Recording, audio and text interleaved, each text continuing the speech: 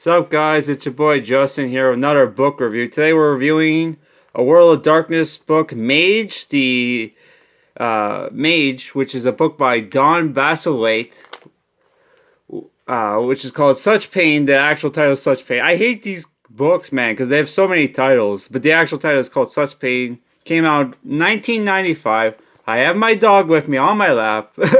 I don't have time to record this video any other time of the day before I go to work. That's the only time I have time to record this video. But my dog is noisy in the morning, so I literally have her in my lap. You can probably hear her. Alright? Oh my god.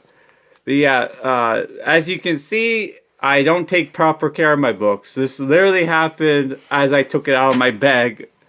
Oh my god, dog, you're gonna fall off the chair. Sit still, dog. Come down. Alright. So yeah, the book came out in 1995. It's set in the World of Darkness universe, which is based off the White Wolf fiction universe, which is a tabletop RPG that encompasses 3 RPGs.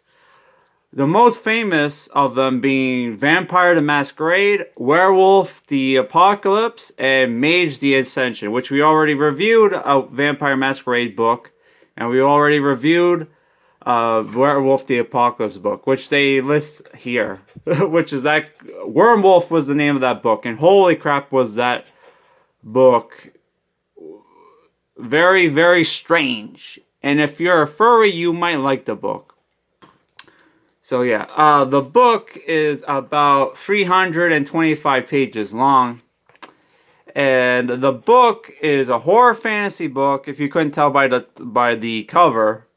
And the story is set in, like I said, the World of Darkness book, but in the Mage the Ascension setting, which they Mage the Ascension setting, from what I could tell from the book, because I have known nothing about the Mage the Ascension before I read this book. I didn't even know this setting, the game existed until like a year ago, right? When I looked up and did research on the World of Darkness, which the dog is standing in my lap right now. It's like, damn it, dog. But yeah. So the setting of the Mage the Ascension book is basically you have 2 factions of mages. The mages of the traditions, which are the mages that want to be left free to go on and do whatever the hell they want. And there's different kinds of mages, right? Depending on their focus or tradition.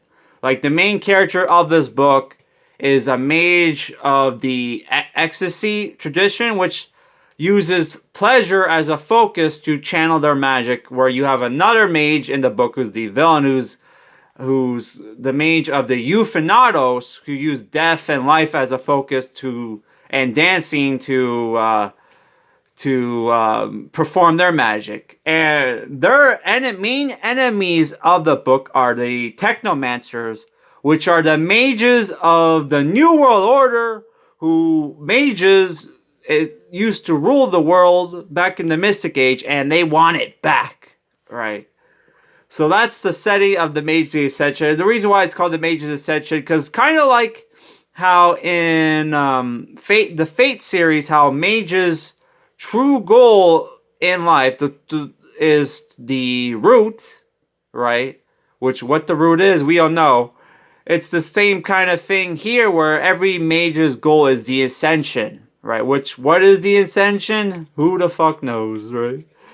Which they're swearing in the book, and lots of perverse, this book, despite it not having any actual sex scenes, though there is an orgy in the book, but they don't go to graphic detail. It's probably the most perverse out of all the books. All right. But that mostly has to do because of one of our main characters, which there are 3 main characters of Call of Ecstasy, right? So the book starts off with a young man performing suicide, and he was basically forced to commit suicide by our main villain of the book. That's where we're introduced to the 3 main characters. Aaron Barry, who's a Cult of Ecstasy mage, who's like a bad boy, rich kid, who's always in the tabloids, who when he was a teenager, was kicked out of his home and forced to live in a boarding school in England by his rich father, who hates him for some reason, right? Which we find out at the end of the book. He comes back after his father dies of cancer, which, this happens right in the book. His dad gets killed by a demon called Pig. Right. I gotta stop saying that. And we find out that Aaron Barry's actually a mage, and that he is coming up with a plan to finally kill Pig after all these years. He's a mage now, and comes up with a plan to finally kill Mage. Then you have the other main characters. The second main character is Kate Saunders, who is a mage, a technomancer for the New World Order, who's investigating this nightclub called Pan's, which has a connection to Aaron. And then the final main character is Stefan, who is a 22-year-old hustler. But according to the definition in this book, hustler means you're a male prostitute, which I had no idea that's what hustler means. I thought hustler was basically a kind of like small-time criminal who just does whatever for money, right? Apparently hustler is what they call male prostitutes in this book, which I had no idea that's what hustler meant. So obviously our main characters are all going to meet up with each other, and there's going to be what the fuck? Oh, she dropped her bone. Okay, I'm like, what the fuck did you pick up, dog? Oh, she dropped her bone. You dropped your bone? Is that what happened? Yeah. Don't pick up stuff off my desk. Okay. So yeah. I like this book. The book starts off really weak, and I like the setting. I like the magic. What are you chewing? Okay, it's okay. She had a bit of her bone in her mouth. Okay, I thought she picked up one of the hero clicks or something. I was like, God damn it, dog! You don't eat my hero clicks.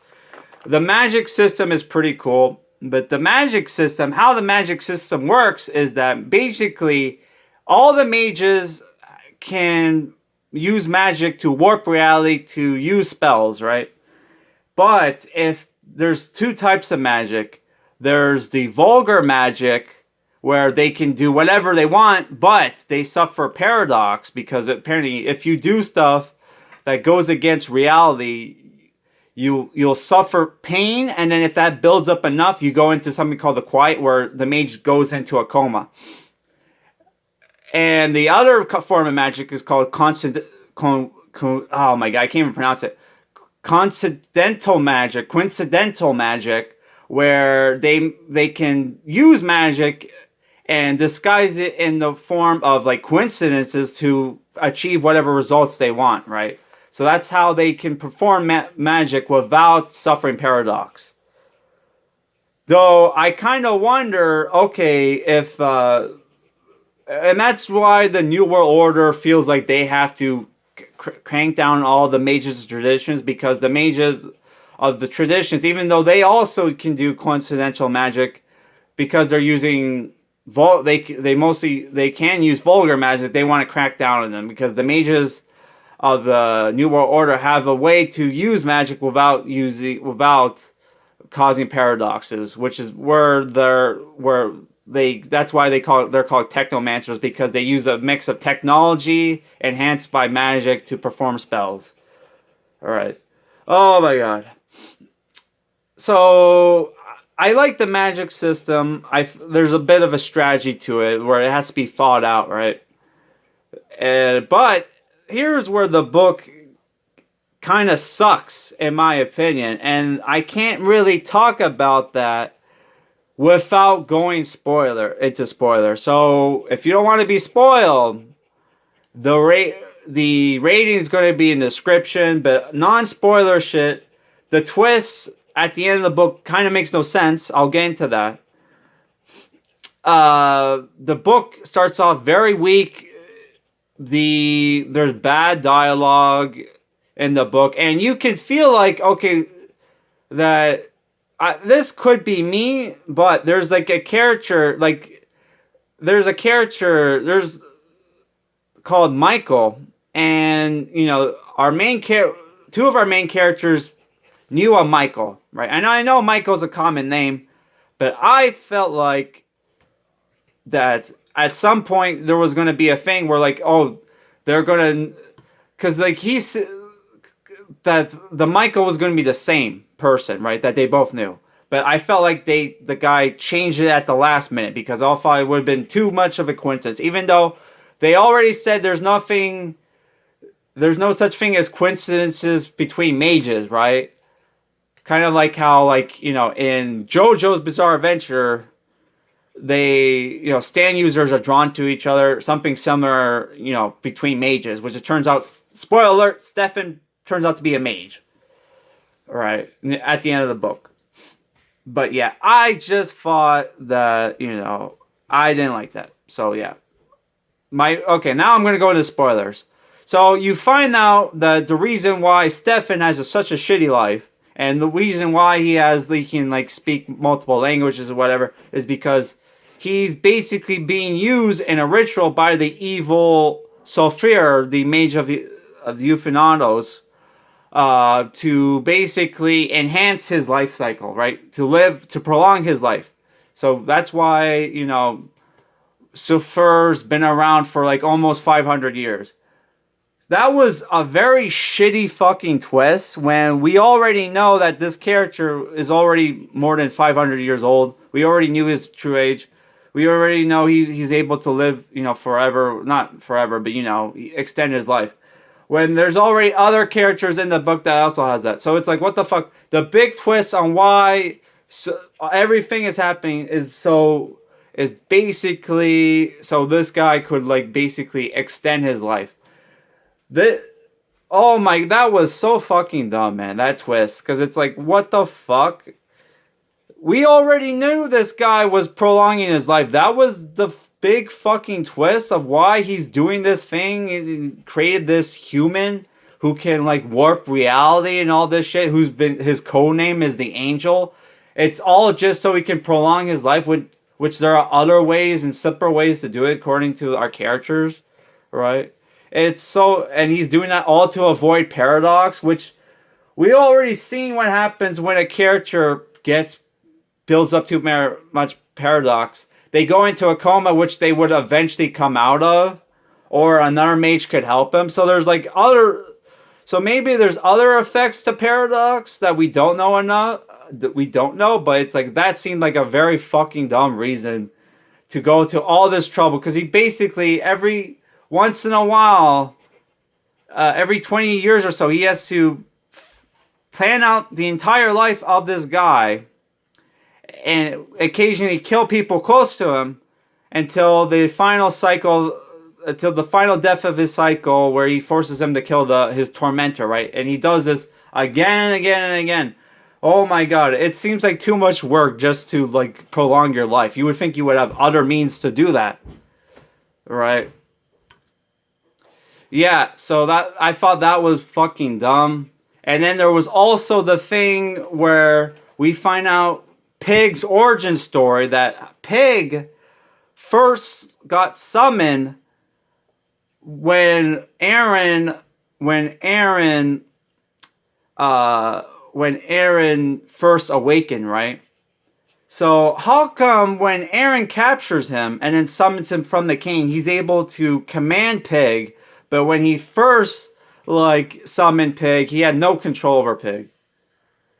So that, I felt like that was dumb. And then there's also the thing where Pig, Aaron wanted to, whole plan on taking down Pig was he's going to surprise him with the fact that he's a mage, right? That he knows magic and everything. When Pig should already know that Aaron's a mage, because Aaron was the one who summoned him into the world in the fucking first place. So I thought that was dumb. But I would say overall, out of all the 3 World of Darkness books I reviewed, this is probably the second best one. But I did not think the book was that good. But it has some qualities that I thought were good, but most of that is from from the setting, not so much the writer. And why the fuck they made a joke in the book that really annoyed the shit out of me. How, like, you know, the main character, like, one of the main characters, Stefan, finds out mages are real. So he makes a joke like, okay, if mages are real, I guess vampires and werewolves and ghosts can be real too. Why the fuck is there no mention of the werewolves or the vampires in this book? Is it because when I reviewed the Vampire the Masquerade book, they mentioned there was a mage character and there were werewolves, and they even mentioned some of the werewolf clans. How come there's no mention of werewolves or vampires in this book? Do the fucking mages of the New World Order and the mages of the traditions not know that werewolves and vampires exist? Because if they did, they would probably put aside their differences and fucking kill all the vampires and werewolves because they are powerful enough to fucking take them out. But why the fuck, like, how come the vampires can use magic and then they don't suffer from paradox? But the human mages who do perform magic do? That makes no fucking sense. When, like, vampires, like, because the whole reason why they suffer paradox is because when they perform magic, it goes against reality, right? Supernatural shit goes against reality. But how come, like, the supernatural beings, like the vampires and werewolves, they don't suffer paradox simply from existing, right? Yeah, that shit makes no sense to me. I think the only reason why the Vampire the Masquerade mentions werewolves and vampires. Sorry, the mages and the vampires. Sorry, werewolves. Sorry. Oh my god, I'm all split up. While the Mage Ascension didn't, and the werewolf book doesn't, because they're probably the lesser known RPGs, and they're trying to promote the other RPGs with which probably would be the best selling books of these franchises, which probably would be the Vampire the Masquerade books, since that's the most popular game out of all of them, and probably the only one that still exists. Though I think the Werewolf the Apocalypse game still exists. I have no idea if the Mage the Ascension book exists. I have no idea. But yeah, that's it for this review, guys. My next book review will be the second Vampire the Hunter D book, Riser of Gales, which hopefully will be in a week or two. Hopefully it's still in October. That's it for this review, guys. Peace.